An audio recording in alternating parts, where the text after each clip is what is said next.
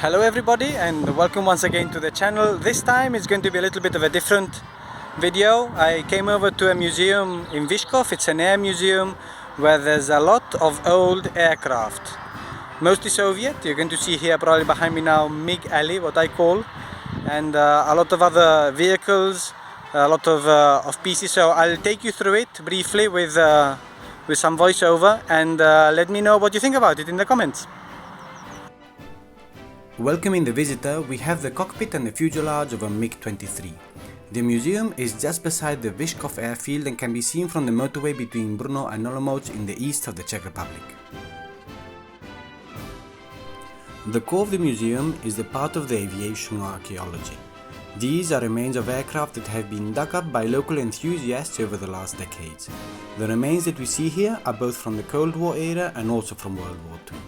The first element we see is the fuselage and the engine remains of an Avia B-33 that crashed in the 50s. The B-33 is a Czechoslovak version of the Ilyushin 10, which was a development of the famous Ilyushin 2 Sturmovik.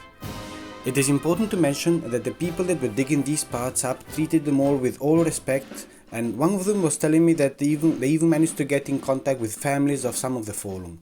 We mustn't forget that regardless of their nationality, the people who fell in these machines did it in the line of duty. We see here also remains of the propeller and engine of an FW-190 and of an Me-109. I was surprised by the sheer size of the propellers and landing gear parts. These fighters might have been the small aircraft of World War II air battles, but they were by no means small machines. Together with the large elements, there are also remains of parachutes and hundreds of small pieces.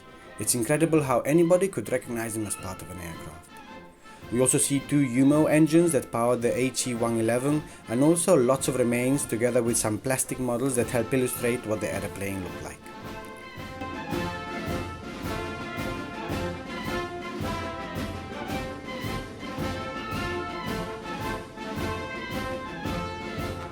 There's some documents and a map illustrating the operations of the 15th US Air Force out of Italy. In this area we see remains of American aircraft. This is the cockpit area of a B-17. This is really impressive to me as the B-17 is one of my favorite aircraft.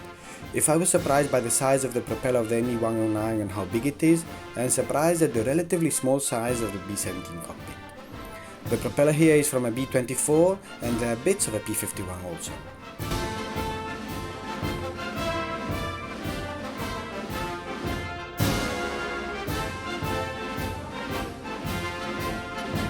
The huge wheel is that of a Wellington bomber.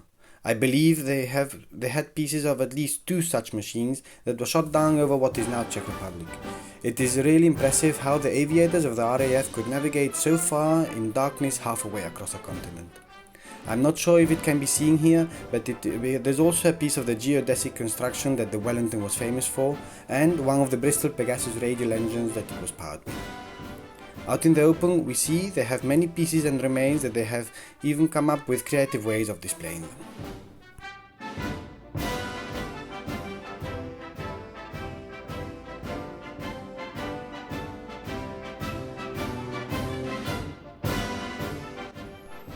In this other section of the museum they have an array of Cold War era jet engines. There is a cockpit of a MiG-21 with a platform so we can look into it also. Hanging from the roof are some old drones used for target towing.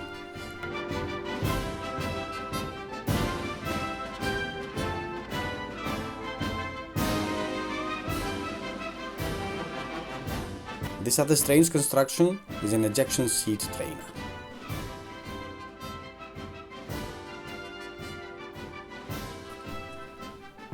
I did not count how many aircraft they had, but there are at least two long lines of MiGs and then many other different aircraft. I believe they got these as an Air Force surplus in the 90s after the fall of socialism in Central and Eastern Europe.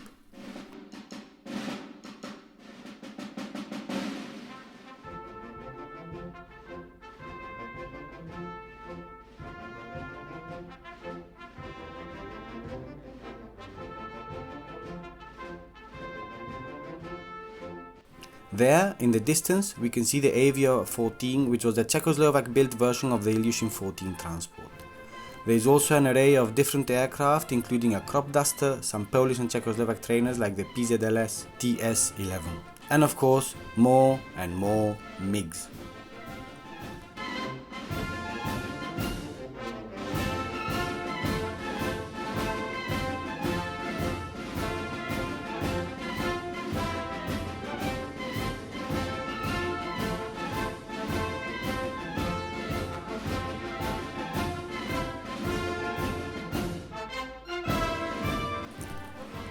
They also have a nice collection of helicopters that go from the Mi-1 to the Mi-8. I do not know the details about these.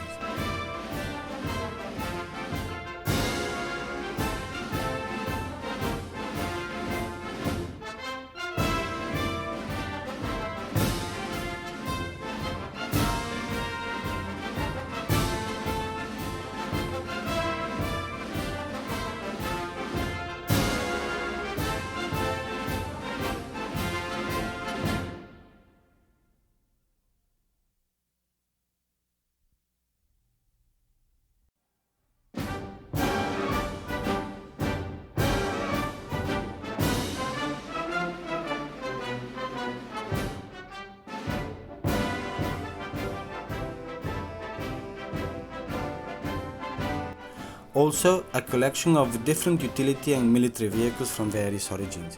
If you notice, these lorries each have their own kind of face. There's a Czechoslovak, a West German, a Soviet.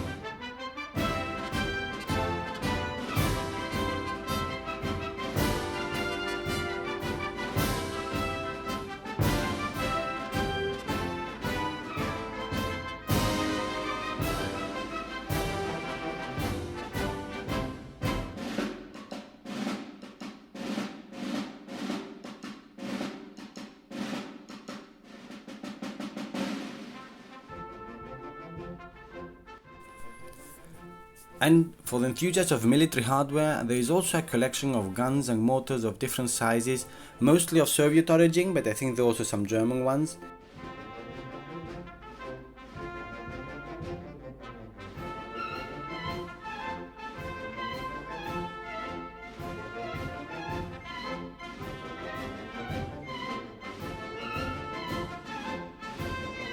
And at the end of the line is of course the omnipresent T-34.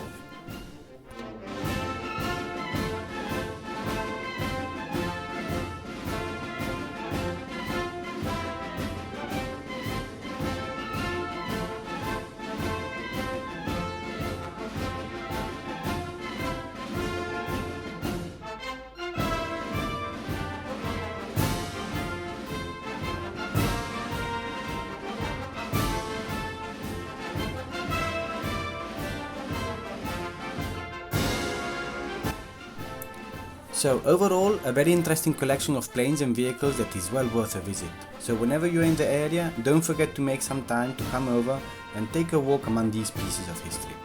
I'll leave you with some still images from the museum that I have put together, and I've also added some links in the description to some of the planes and vehicles we've seen.